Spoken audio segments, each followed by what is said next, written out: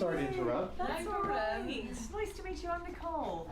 Hello. Welcome. Thank you for having us. It's a pleasure. Absolutely. All right, Tamsin, tell me where we are right now. We're in our art department office, so this is where we work like on a day-to-day basis. So in this quiet room is where you guys come up with all of the designs of Silo. Yeah, so actually it's in that small quiet room where the designs actually are sort of born with Nicole, our designer, and then once she's got them to a sort of place where she's happy with them and wants us to kind of get involved, she shows us her initial sort of sketches or ideas and references, and then we kind of work that up with her guidance to get to a point where we can start converting that into like technical drawings and stuff that will actually make it happen. Right, so she gives you like gestural understanding and then you guys make it granular and physical and are able to, this is the first step of that translation, am I right? Yeah, a lot of the time it is, yeah. So we sort of make it into a 3D sort of space that we can look at either physically or on the computer. And then you can sort of start walking around, get some different camera angles, see how things are working. You might want to move around certain things like columns and stuff, move them to a better place. So you've got a lot in the foreground and things like that. Yeah, so that's the first stage of it. And then we start to make that even more into like what can happen in reality. So it will all be broken down so that things can actually happen rather than just the dream of what would happen. I see. And tell me what, obviously this is the middle of the silo. This is the staircase. It is, yeah. Yeah, so this is the main staircase of the silo we have built in our studios in Harrison. And we can see only one level of the whole silo, which obviously has 144 levels. So there's a lot of dressing and redressing. Absolutely, yeah. And because it's quite a modular space as well, and levels kind of repeat in terms of aesthetics, we collaborate heavily with VFX.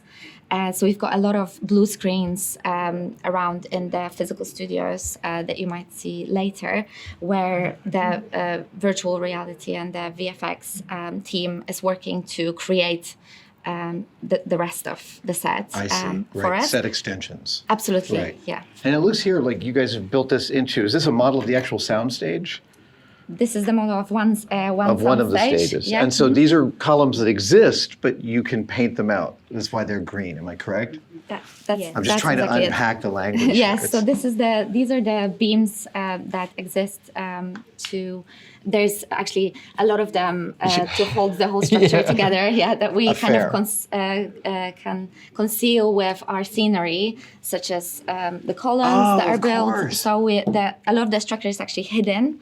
There's a whole metal work structure underneath the plaster work and all the construction scenery that holds the whole thing together, especially that there is, 2 stories to make it safe and logistically possible. We've worked around the fact that we've got a lozenge door and the opening there kind of provided for us to be able to use this set as a swing set. To that opening, the lozenge opening was used for to portray different levels of the silo. So we've built extensions for that lozenge door. We used it as an entrance to the IT level in this series too. We used it for a judicial entrance as well. The residential, different residential levels. And so we've actually built onto whatever was built for season 2. We added on quite a lot. Oh, very cool. And I'm noticing this. Is this because you guys have a shot that actually carries from here into this part of the reality? Is why it's all connected? Yeah, I mean, this was actually built on series 1 like this. So, but it is really great because the sets do interconnect and then they actually go through the door to the next studio. That so gives you then, a freedom of shooting. It's amazing. Yeah, it's really cool, yeah. So then you can have quite a lot on this series. We've actually had scenes that are round about here and then they walk up here and then they're picked back up here. So, but it is actually a continuous thing. I think it really helps to have it so you're almost like really inside a world. Yeah. Well, I mean, I would imagine after spending a few days in here, you feel like you live there. Yeah. Yeah, definitely. It's very immersive. Is it? And a lot of the sets in foam are composite set, which means you've got a few different spaces in one. So when you're scheduling or you're referring to those sets, you've got a few different spaces all built as one. But this is one of the biggest composite sets that I've ever seen or worked on. Actually. Yeah, because So it does it's- just carry on as well. Because you go all the way down here, you've got all these little alleyways around here, and then also that apartment there. You can go through that door into there. Crazy. And then that apartment's used for different apartments as well. So all the time you've got the depth of that alleyway as well. That's amazing. Do you have a favorite in this room? Do you have a set that you have a particular affection for? Well, our favourite is the IT composite set, but we're going to be visiting that later. Can we go take a look though? Yeah. Yes, Okay. All right, tell me about that. Oh, wow.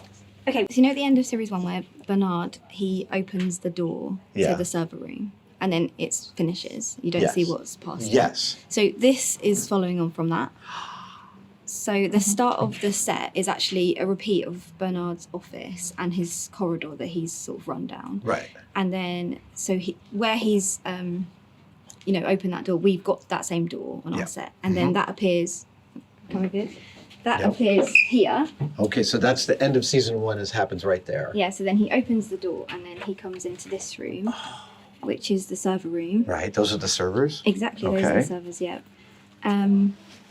So then Do these have spinny fans in them? they do actually, yeah. And it has like this sort of, what do you call it, like a scaffolding thing, and SFX can go up there and they crank a thing and then it turns the camera. Excellent. Yeah.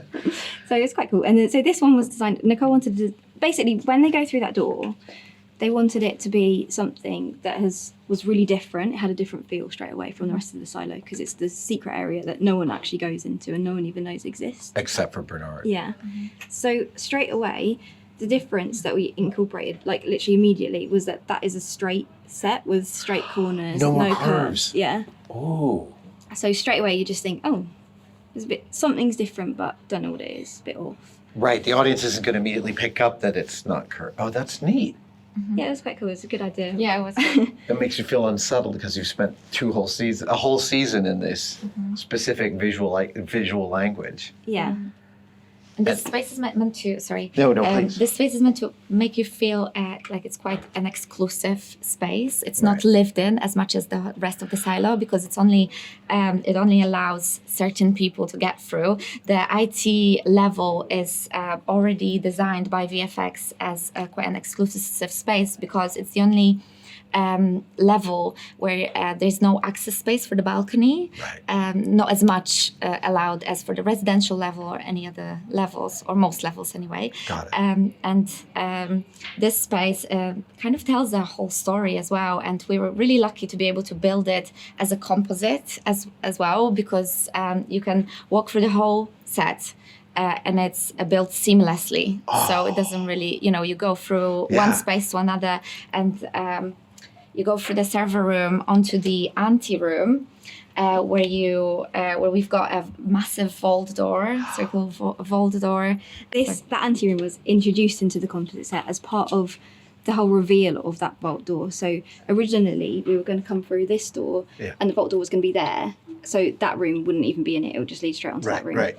But then there was a discussion, I think, between Nicole and the producers and the showrunner, and they decided that actually it'd be better if it was even more secret than that. So even if you were coming in to look at the servers or maintain the servers or anything, you still wouldn't know. Couldn't see the vault. Yeah, so this one was just marked as like high voltage, don't go in.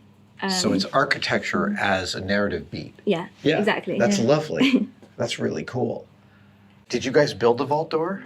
Yes. Yes. Yeah. It was a whole So journey. that's actually a bigger model of it, but then you'll see an even bigger version of it when we actually go there later. Are there like spinning gears and things? There's actually not. It's actually kind of simple. You can slide a hatch across to like block out the window view.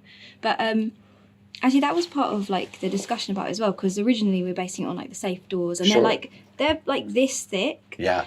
And actually, loads of the scenes are someone talking from one side to the other. So they then it's can't like, quite actually, do you won't that. be able to hear them.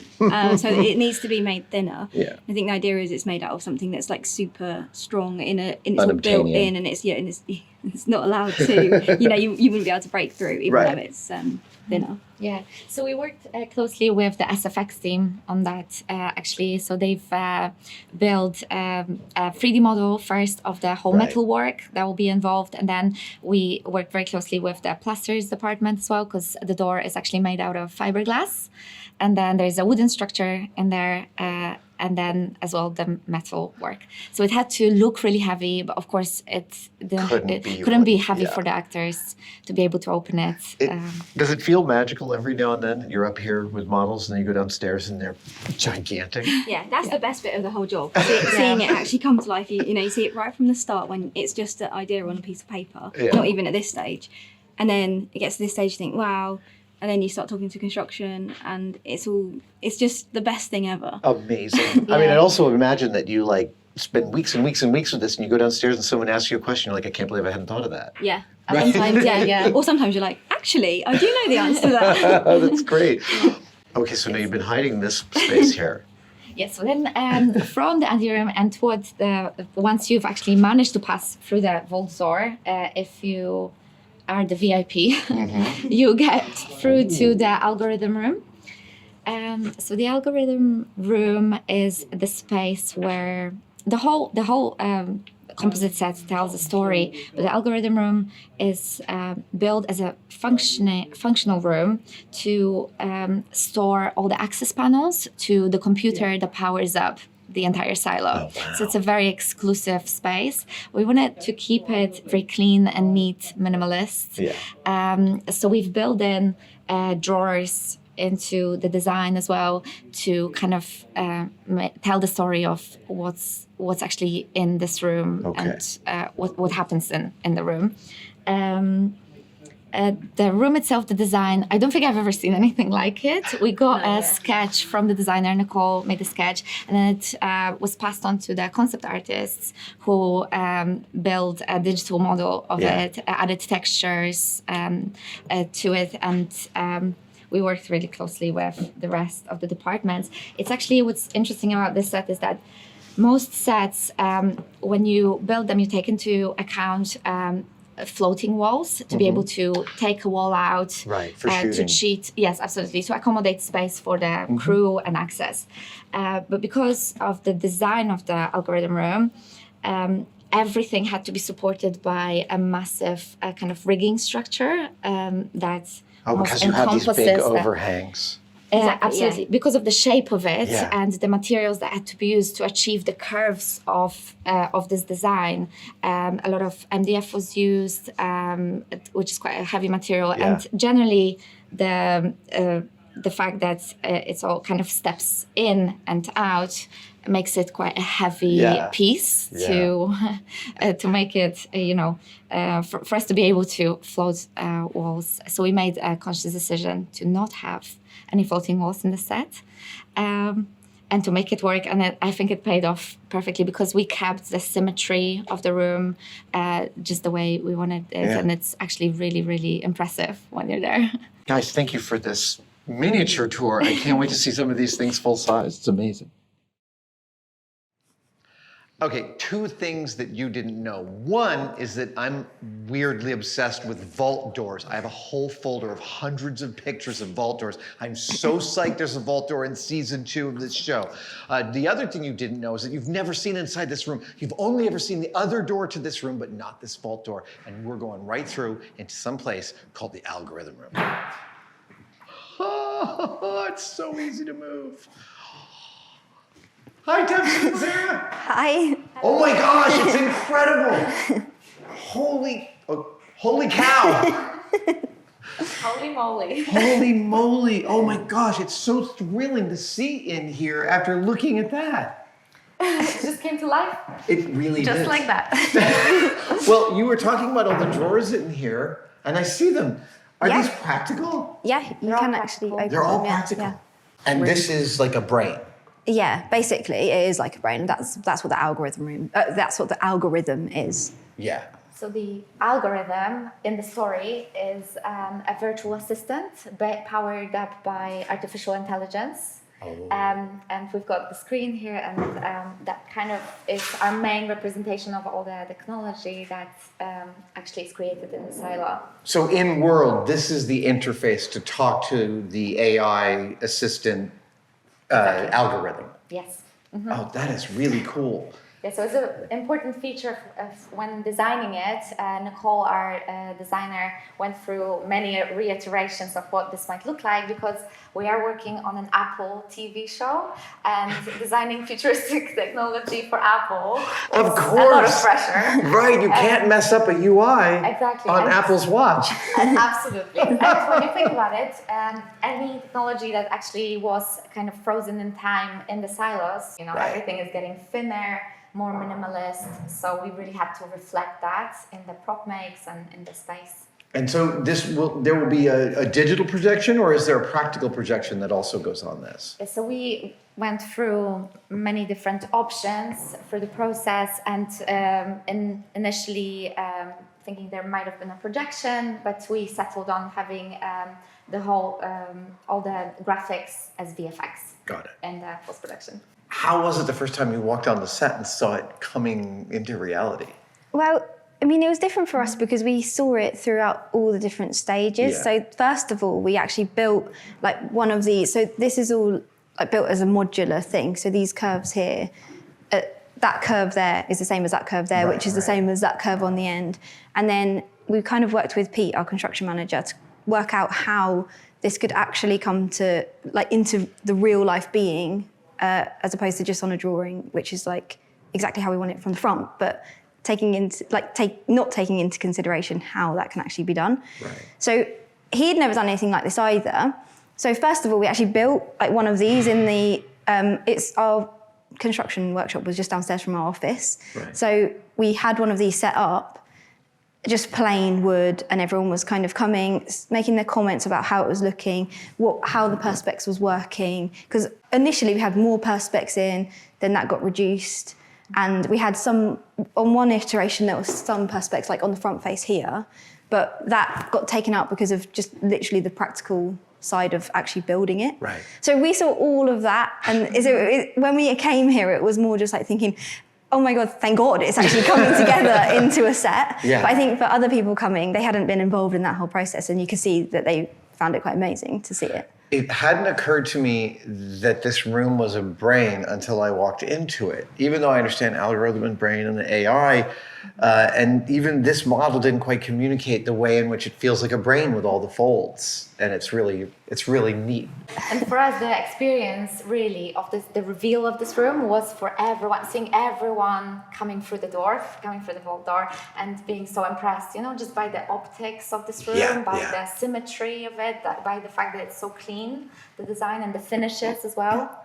I'm curious if there's some part of this room that caused you the most amount of trouble, that was a tough problem to solve. I mean, this thing had to have been complex to build. You can see there's so many different curves in the screen. Right. So we had to use two different methods to curve the perspex on it. So the heating method, and so actually trying to make that screen seamless, connecting two pieces of perspex together, and then for it to work for VFX and everything, considering it's seen through, and then applying the diffusion to it as well, the film on it, that was quite a challenge. And this right here is, if it was vacuum formed, just vacuum formed on the biggest vacuum form machine I've ever thought about, like a 10-foot long vacuum form. Yeah, I guess so. Absolutely, yeah. And the brackets, so there was a lot of different departments that collaborated on this, because the screen is also rigged up onto a track. Oh, so it's practical, it moves? So it's a practical, yes, absolutely. And it tilts at 45 degrees as well, the screen amazing. itself. So, yeah, it was quite a good challenge. Talk to me about lighting. That has to be something that you design into a set like this from the very beginning. How does that process work? The process of lighting is also something that has to work with our designs and our concepts for the projections themselves in terms of the virtual assistant, because we had many different concept art for what that visually is going to look like and how that's going to be reflected. So we've got 2 stages of lighting at the moment that we can kind of present to you. But you can individually alter the brightness of all of these bulbs. Yes, the lighting department has absolutely a panel, kind of an access panel of their own, where they can control the lighting.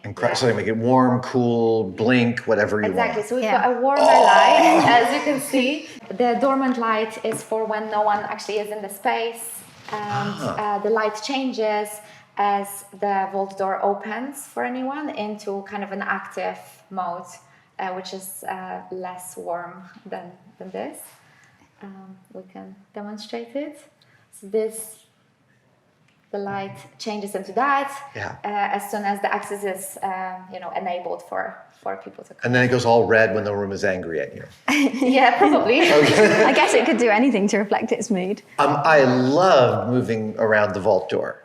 That is a spectacular prop to move around. It feels great. It's got a good weight to it, hasn't it? It's not It too really heavy, does. but it's got something. And it's smooth in a way that feels like it has scale. Yeah. Right? It's smooth in a way that feels heavy. Yeah, You know, I think that's right. But it's not. It's just a metal frame, and then that fiberglass is just like clad over that. So it's hardly got anything to it in a way. Amazing. But it's great, yeah.